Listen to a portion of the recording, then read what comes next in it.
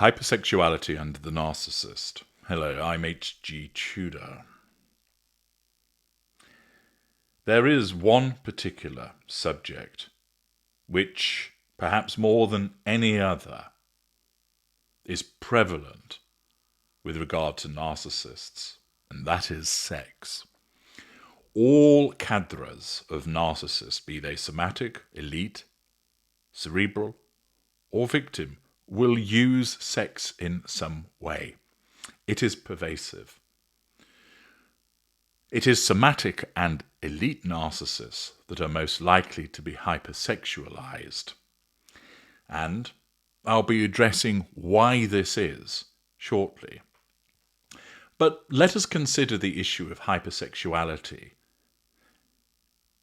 It's characterized by an excessive preoccupation with sexual thoughts, urges, or behaviors that can interfere with daily life, with relationships, and an individual's overall well-being.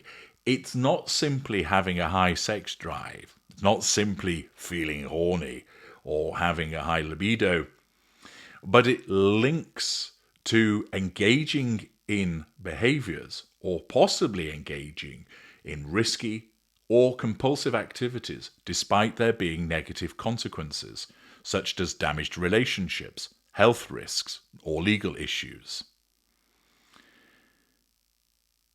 Understanding the causes of hypersexuality is crucial. Whilst it is seen with particular narcissists, it isn't the sole preserve of narcissists and can be as a consequence of a complex interplay of neurological, psychological, hormonal, and environmental influences. Research has shown that hypersexuality can affect anybody, regardless of gender, age, or sexual orientation, although there have been some studies that indicate it may be more prevalent in men. It's also the case that easy access to sexual content via technology and social media can exacerbate the issue, allowing the behaviors of hypersexuality to escalate in privacy. One of the primary categories of causes for hypersexuality involves neurological factors, where changes or damage to the brain's structure and function play a central role. The brain's neural circuits, particularly those involved in reward and impulse control, can become altered, leading to particular compulsive behaviors. For example, over time, compulsive sexual activity might reshape the brain's pathways, creating a cycle where increasingly intense stimulation is needed for satisfaction. This is similar to how addictions form, with the brain adapting to repeated behaviors. Conditions like dementia can damage brain regions responsible for regulating sexual behavior, resulting in disinhibited actions. In Alzheimer's disease, for instance, 7 to 8% of patients exhibit sexually inappropriate behavior, often as a consequence of neurodegeneration in the temporal or frontal lobes. This degeneration can lead to misinterpretation of social cues, understimulation, or the persistence of learned sexual patterns compensating for declining cognitive function. Brain injuries such as those from strokes, traumatic accidents, or even surgical interventions like frontal lobotomy are strongly linked to hypersexuality. Frontal lobe lesions disrupt executive functions, including impulse control, leading to increased aggression, personality changes, and hypersexual tendencies. Tumors or injuries to the frontal lobe can also trigger those behaviors by altering neural processing. Epilepsy, particularly when it affects the temporal lobe, is another neurological contributor. Seizures in these areas can manifest as hypersexual episodes. Parkinson's disease represents a notable intersection of neurological decline and treatment side effects. The disease itself, through pathway disruptions, can lead to hypersexuality. But more commonly, medications can actually exacerbate the issue. The drugs that are used, which are intended to manage motor symptoms, can actually end up overstimulating reward centers, causing impulsive sexual behaviors in a subset of patients. Other neurodegenerative disorders, such as Pick's disease, which targets the frontal and temporal lobes, leading to socially inappropriate behaviors, including hypersexuality. In some instances, autism spectrum disorders and ADHD have also been connected with dopamine dysregulation in the mesolimbic pathway, playing a key role.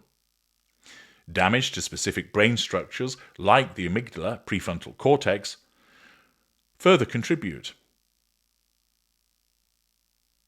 Accordingly, there are a variety of neurological possible causes of hypersexuality. Psychological factors also form another major pillar with regard to hypersexuality, often intertwined with mental health conditions that affect mood, impulse control, and coping mechanisms. Narcissism is naturally one of those, which I'll be returning to shortly. But bipolar disorder is a prominent example, where hypersexuality frequently emerges during manic or hypomanic episodes. In these states, individuals experience heightened energy, reduced need for sleep, and impulsive behaviors, including risky sexual activities.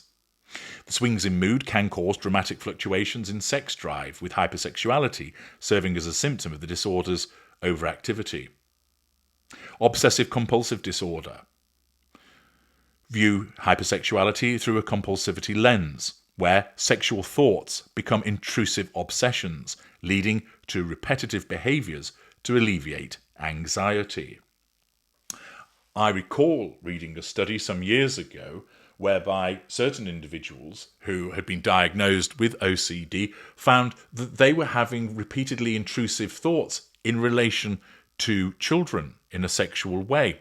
They knew not to act upon them, and they were particularly distressed by these intrusive thoughts, which were hypersexualized in nature, which, as a consequence of their repetitiveness, was impacting upon their daily life by making the individual who didn't want the thoughts but was experiencing them particularly upset and unhappy. In this instance, hypersexuality is an impulse control disorder or addiction, with individuals feeling compelled to act despite knowing the harm. Some are able to prevent that, others not so. Trauma is also a particular trigger of hypersexuality. Survivors of physical or sexual abuse may develop hypersexuality as a maladaptive coping mechanism, in effect, seeking control through sexual encounters, or, in other instances, the unpleasant and anxious and fearful sensations that arose from the abuse are sought to be drowned out, in effect, by the individual seeking sexual activity as a means of trying to override the unpleasant sensations and feelings associated with the abuse. This trauma response creating hypersexuality is particularly noted in females with past abuse. Mood disorders like depression and anxiety contribute by creating vulnerabilities, and similar to trauma, hypersexuality may serve as a temporary escape from those negative emotions, reinforcing the behavior through short-term relief. In effect, engaging in that sexual behavior allows the individual to escape those negative emotions, so each time they manifest, they go to that short-term relief behavior, therefore reinforcing it, and it creates a pattern of behavior. It's also the case that hormonal imbalances can influence hypersexuality by affecting the body's regulatory systems for desire and behavior. For instance, high dopamine levels enhance reward seeking, low serotonin reduces inhibition, leading to compulsive acts. An imbalance in those hormones can create a feedback loop where sexual activity temporarily normalizes mood but perpetuates the cycle. Medication can induce hypersexuality as a side effect. Dopamine agonists for Parkinson's is an example that I mentioned previously. And substances like cocaine, amphetamine, and methamphetamine boost dopamine, fostering hypersexuality during use. Alcohol lowers inhibitions, exacerbating tendencies. Accordingly, there's a range of factors which could result in hypersexuality occurring. But naturally, for the purposes of this channel, The issue of hypersexuality and the narcissist is one whereby that is another aspect. You will have often heard certain individuals who engage in repeated sexual behaviours which have caused a problem because they've cheated on their spouse, that they have perhaps taken things too far with somebody, acting against their consent, that they've been caught doing something they ought not to do, ought not to have been doing, all within the sexual arena, results in them claiming, "I've got sex addiction." Invariably, this is the attempt by a narcissist to avoid accountability for their behaviour by blaming it on something which isn't actually the driver for their behaviour. Why does hypersexuality arise in the narcissist? Well, as you know, the narcissism's raison d'etre is the prime aims, the necessity of, when dealing with other people, of gaining control, gaining fuel, possibly acquiring character traits and residual benefits. This is destination prime aims. There are lots of different roads and paths and highways and freeways and motorways to get to destination prime aims. And one of the major routes is sex. By causing the narcissist to be hypersexualized, i.e., having an excessive preoccupation with sexual thoughts about someone, experiencing excessive urges of a sexual nature in relation to that person, wanting to and engaging in having a lot of sex with that person, what does this achieve? Well, it allows the narcissist to assert control over that individual by using sex. It allows the narcissist to gain huge amounts of fuel by using sex.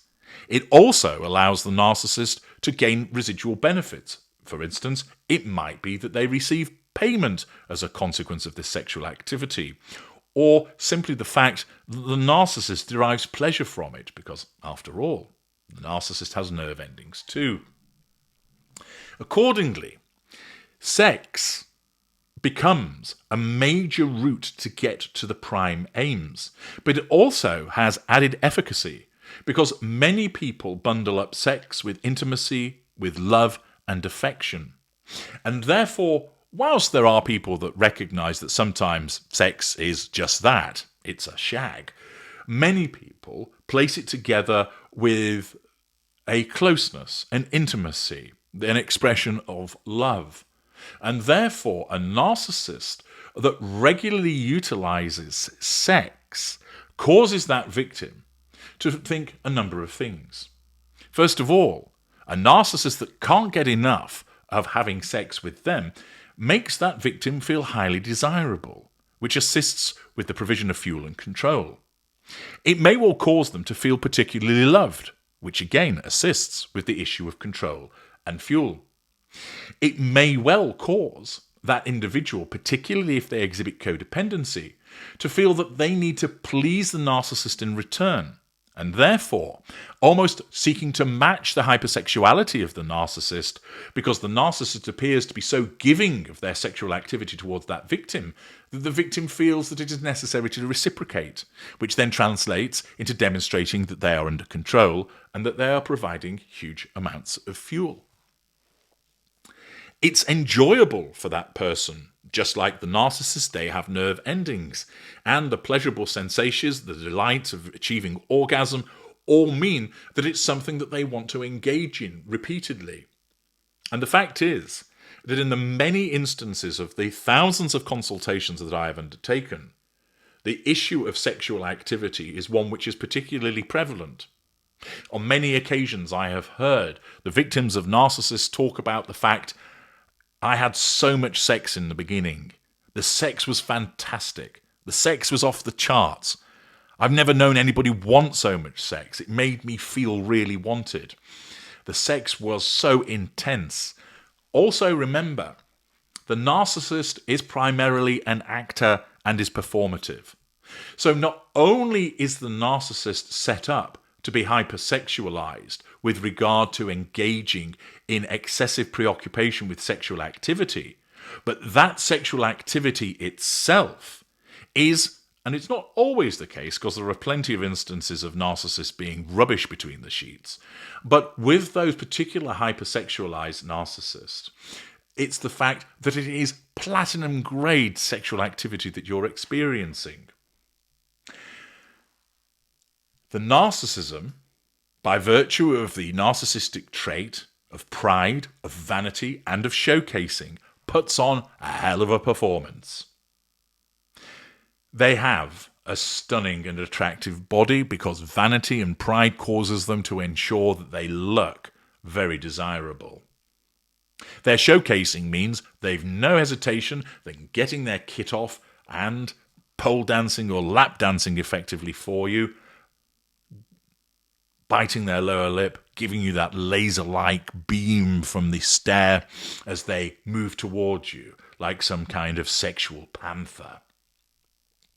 The narcissist with that performative aspect will make all of the oohs and the ahs and give it to me baby and how you like that. And of course, as a consequence of mirroring, will look to provide the victim with what they want.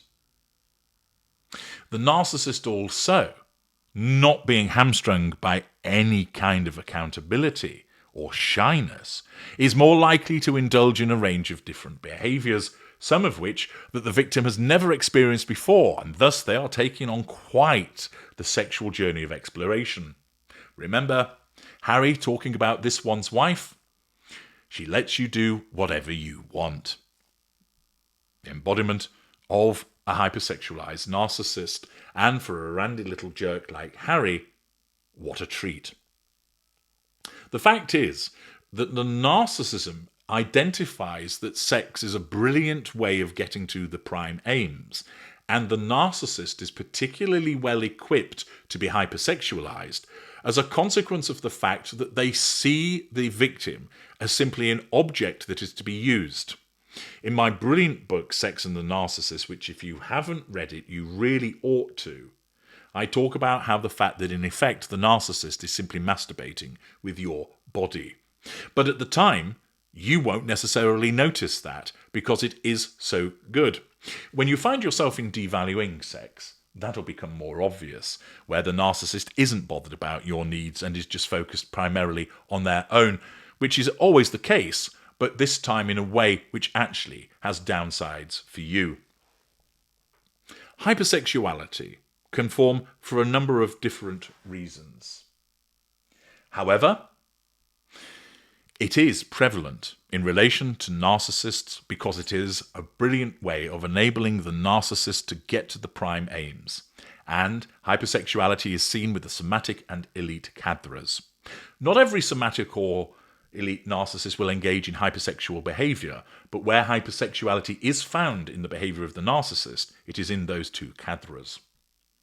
Hypersexuality occurs because the narcissism identifies that this is the most effective tool to get to the prime aims, because it enables, in effect, the victim to be conquered, and conquered quickly, and to provide all of the things that the narcissist does and need. It also occurs because the narcissist will engage in behaviors whereby, for instance, as they target that new individual, they're cheating on their wife, but they don't care about that. It might be, for instance, that they take things too far, whereby, through their lack of boundary recognition, they try it on with somebody, where it is not consensual and it results in potential problems falling foul of the law. This is why it meets the category of hypersexuality, because it's an excessive preoccupation in relation to the behaviours which interfere with daily life, interfere with relationships and the overall well-being.